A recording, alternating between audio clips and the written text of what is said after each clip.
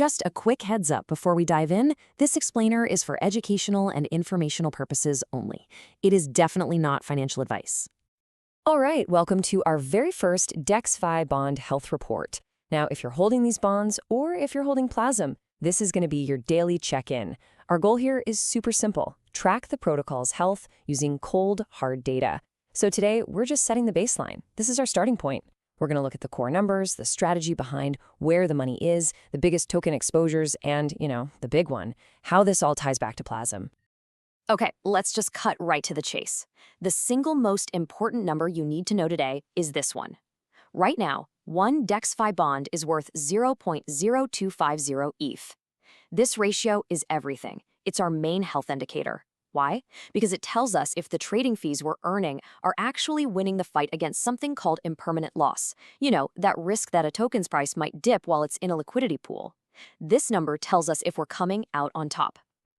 And just to put that in terms we can all understand, in plain old US dollars, that 0.0250 ETH comes out to about $76. We're going to keep an eye on both the ETH ratio and the dollar value, because you really need both to see the whole picture. Next up, let's zoom out and look at the size of this whole operation. We measure that with something called Total Value Locked, or TVL. You can just think of TVL as the total pot of money that users have deposited into the protocol. And right now, that pot is sitting at nearly $1.8 million. This tells us the scale of the game we're playing. So you might be wondering, why are we spending so much time on these first numbers? Well, because today is day one. This is the starting line in a race. The pistol has just gone off. From this moment on, every little change to that 0.0250 ETH ratio, whether it ticks up, down, or just stays flat, is going to tell us the real story of how this thing is performing. So where is this nearly $1.8 million actually living? Well, the data shows a really, really clear picture. A massive 89% of all that TVL is parked on one single network, the base chain. BNB is a distant second at 8%, and then you've got a tiny slice spread out everywhere else. Now, that begs the question, why put so many eggs in one basket? Well, let me tell you, that concentration is not an accident. It's a very deliberate strategy. The team focuses on base for one simple, powerful reason. That's where the customers are. It's like opening up your coffee shop on the busiest street in the entire city. More trading volume means more trading fees, and more fees mean better payouts for everyone holding the bonds. So this isn't a risk, it's a smart business move to go where the money is. All right, let's switch gears and talk about token exposure. Before we look at the actual assets, let's just quickly define what that even means. Simply put, token exposure is just how sensitive the protocol is to the price of any specific token it's holding, and we're always measuring that against the price of ETH. So who are the big players in the portfolio? At the very top, we have EDL, which makes up about 12% of the total value. Right on its tail is LMTS, at around 11.7%. When you add them up, just these two tokens represent almost a quarter of the entire protocol's exposure. So how do you manage that? And this is where it gets really smart. There's a two-part playbook here, and it all depends on what the market is doing. When the market's down and tokens are on sale, the strategy is to compound, to basically reinvest and grab more. But when the market's up, the focus flips to taking profits and delivering those higher payouts. This compounding strategy is absolutely brilliant. Think about it like this. If you own a stock and the price goes down, what's a smart move? You buy more to lower your average cost. That's exactly what's happening here. By adding to the position when prices are low, you slash your break-even point. This means you don't need the price to rocket back to its old high to be in profit. A small bounce is all it takes.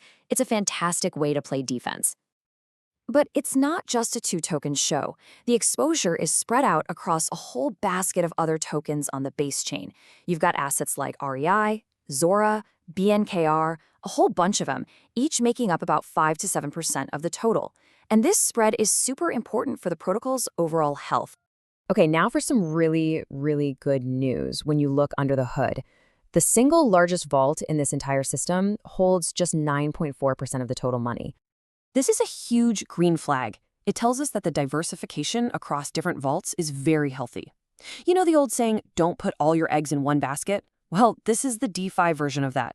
It protects the whole system from a problem with any one single trading pair. And just to really hammer that point home, Even if you take the top 10 biggest vaults and add them all together, they still only account for 42% of the total TVL. That shows a really smart, effective spread of assets, which is exactly what you want to see for long-term stability. So if you're a Plasm holder, why should you care about any of this? Well, the connection is direct, and it's powerful. The Plasm Treasury holds a big chunk of these DEXFI bonds.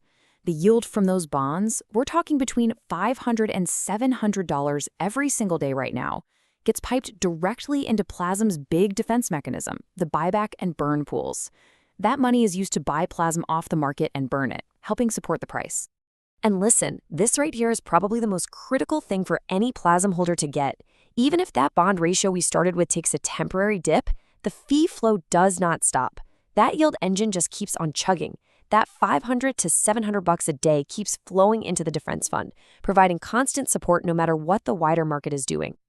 So let's wrap this up with our day one scorecard. The TVL size? That's good, at almost 1.8 million. Vault diversification? Also good, no single point of failure. The strategic focus on base to chase volume? That's a good, smart play. The only spot we're flagging as moderate is the token exposure, just because of that concentration in EDL and LMTS. We'll be keeping a close eye on that. So when you tie all of that together, our final assessment for day one is an overall status of moderate health. The foundation is strong, the strategy makes sense, and things are working as they should. So what's the big question for tomorrow? We've drawn our line in the sand. Now we watch that bond ratio. Which way is it going to move? That one number is going to tell us if those trading fees are winning the battle. So as we wrap up day one, here are the 4 numbers to burn into your memory. The bond ratio, 0.0250 ETH, the total TVL, just under 1.8 million, our top exposures, ETH and LMTS, and that daily yield for Plasm, $500 to $700. We've set our baseline. Come back tomorrow, and we'll see where the story goes. And of course, please always remember, this explainer is just for educational purposes. It's not advice. DeFi bonds have very real risks, including impermanent loss, smart contract bugs, and just general market craziness. Always do your own research before making any decisions.